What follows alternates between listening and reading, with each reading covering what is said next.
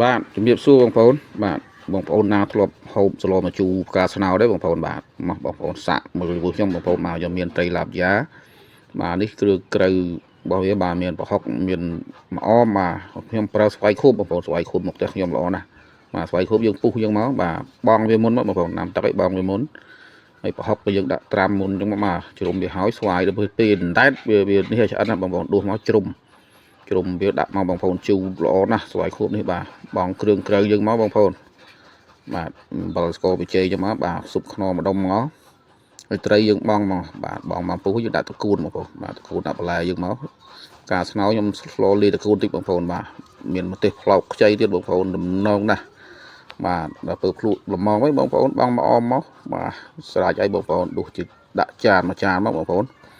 ណែតំណងណាស់បងប្អូនអើយបាទជឿចូលរួមជាមួយគ្នាបងប្អូនបាទអរគុណច្រើន